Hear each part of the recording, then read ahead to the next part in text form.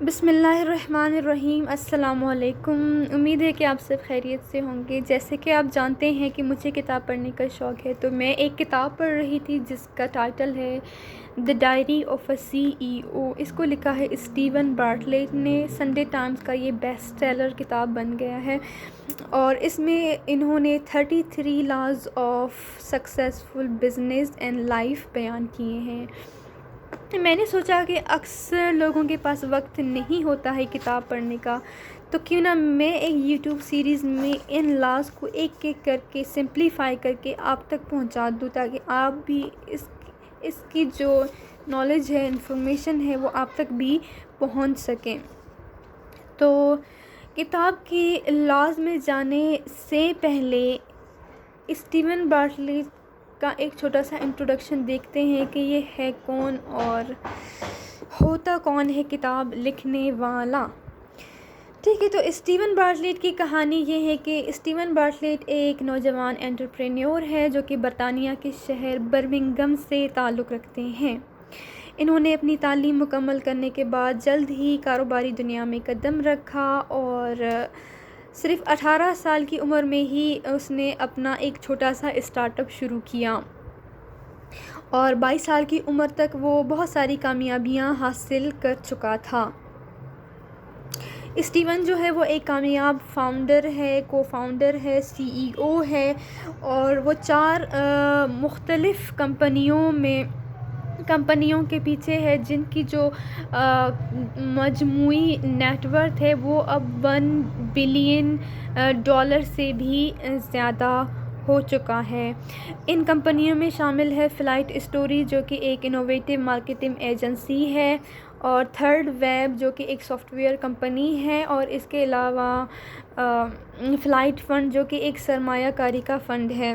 Steven نے دنیا بھر سے ہزاروں امپلائیز کو کام پر رکھا ہے، اور ہنڈریڈز آف ملینز ڈالرز کی انویسٹمنٹ ریز کی ہے۔ 40 سے زائد کمپنیوں میں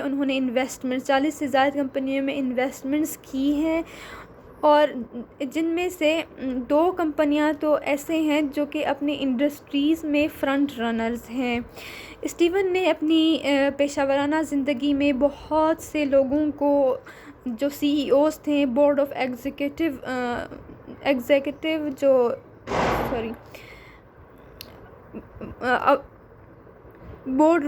جو ایگزیکٹوز تھے، ان کو بھی مشورہ دیا۔ جیسے دنیا کے جو بڑے بڑے برانڈز ہیں، جیسے ایپل ہے، کوکا کولا ہے، اس کے علاوہ نائک، یوبر، ٹک ٹاک، امیزون، یہ سارے جو ہے وہ ان کے کلائنٹس میں شامل ہیں۔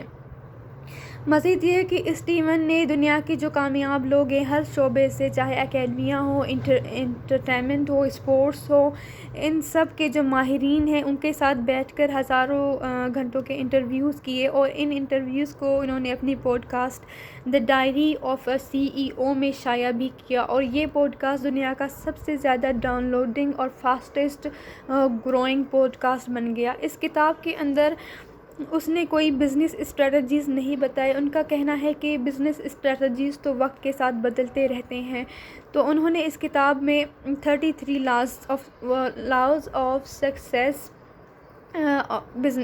ان بزنس اینڈ لائف بتائے ہیں، ایسے لاز جو کہ آج سے 100 سال بعد تک بھی ایپلیکیبل رہیں گے۔ اپنے لا نمبر 1 میں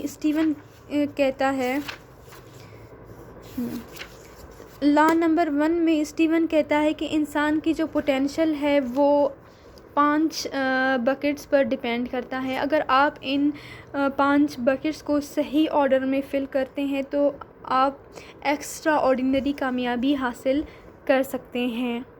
ان 5 بکٹس میں سب سے نمبر 1 پر ہے نالج، مطلب جو چیزیں آپ جانتے ہیں۔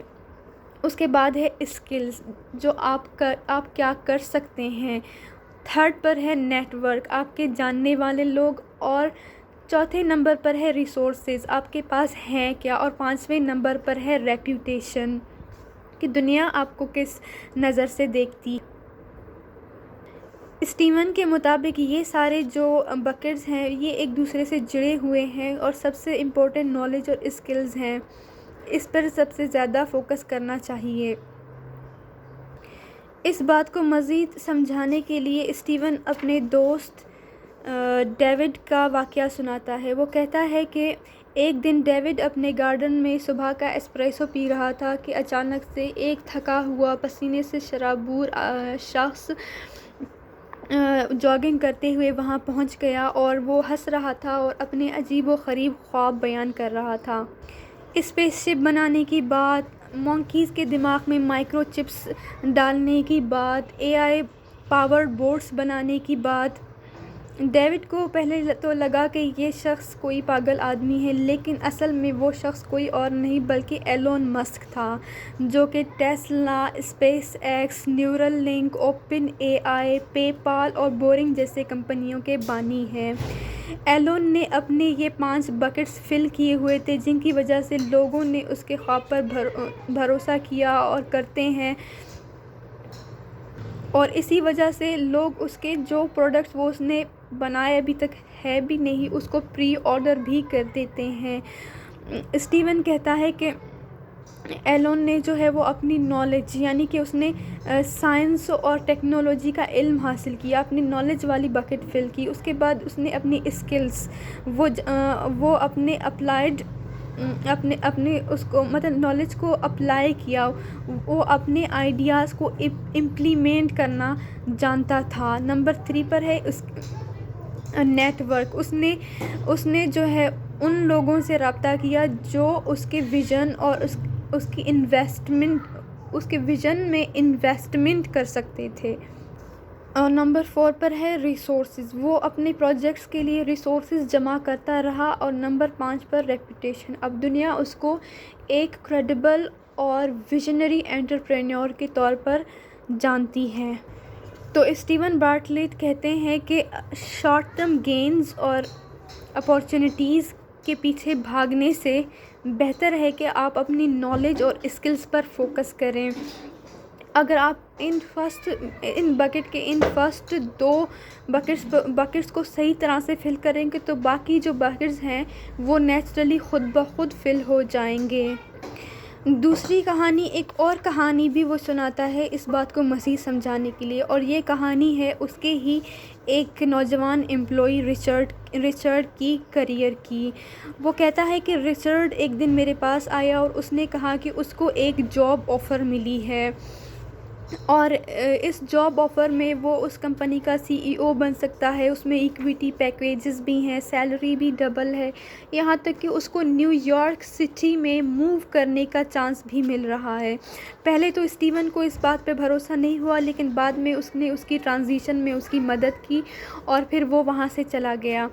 اسٹیون کو رچرڈ کے اس ڈیسیژن میں ایک خطرہ نظر آ رہا تھا۔ اسٹیون نے دیکھا کہ رچرڈ جو ہے وہ اپنی نالج اور اسکلز والی بکٹ کو اگنور کیا، اس پر کام نہیں کر رہا تھا جو کہ فاؤنڈیشنز تھی۔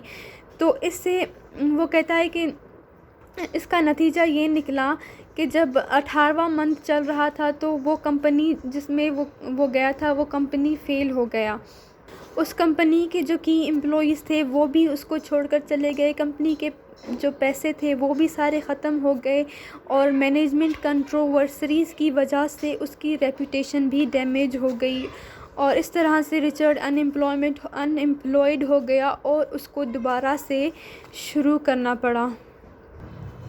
تو اسٹیون بارٹلیٹ کہتے ہیں کہ جو بھی اگر کوئی پروفیشنل ارتھ کوئک آتا ہے تو ان ارتھ کوئک کے سامنے جو ہے وہ چاہے وہ ارتھ کوئک جو ہے وہ جس میں انڈسٹری تباہ ہو جائے، یا پھر جو کمپنی فیل ہو جائے، یا پھر وہ جو کمپنی کے فاؤنڈر ہیں ان کی کمپنی ساری کولیپس کر جائے، تو ان میں جو ہے وہ جو بکٹس ہیں جو سروائیو کر سکتے ہیں وہ صرف نالج اور اسکلز ہیں، صرف وہ 2 چیزیں ہی سروائیو کر سکتے ہیں، باقی نہیں کر سکتے۔ تو اگر آپ کی بنیادیں اسٹرانگ ہوں گی، فاؤنڈیشنز ہے، جو اپلائیڈ نالج ہے، جو اسکلز ہے، تو آپ ان ارتھ کوئک سے خود کو بچا سکتے ہیں، سیو کر سکتے ہیں۔ تو اس ریچرڈ کی کہانی سے ہمیں یہ سبق ملتا ہے کہ نالج اور اسکلز ہمیشہ اسٹرانگ ہونے چاہیے۔ شارٹ ٹرم اپورچونیٹیز پر بھروسہ کر کے اپنی فاؤنڈیشنز کو ویک نہیں کرنا چاہیے۔ اکثر ہم ایگو اور امپیشنس کی وجہ سے جو ہے وہ اپنی ان بکٹس کو اگنور کرتے ہیں، جو کہ ہماری لانگ ٹرم سکسیس اور سسٹینیبل سکسیس کا سیکریٹ ہیں، جو کہ نہیں کرنا چاہیے۔ تو ہمیشہ ان 5 بکٹس پر اپنے ان 5 بکٹس کو فل کرنے چاہیے۔ لا نمبر 1 یہی ہے کہ ان 5 بکٹس کو فل کرنا چاہیے۔ اپنی نالج، اپلائیڈ نالج اور اسکلز پر کام کریں گے تو جو ریسورسز ہیں، ریپوٹیشن ہے، نیٹ ورک ہے، وہ خود بخود ہی فل ہوتی جائے گی۔ لا نمبر 1 یہیں پر ختم ہوتا ہے۔ اب لا نمبر 2 کو جاننے کے لیے دوسری ویڈیو کا انتظار کریں۔ Thank you.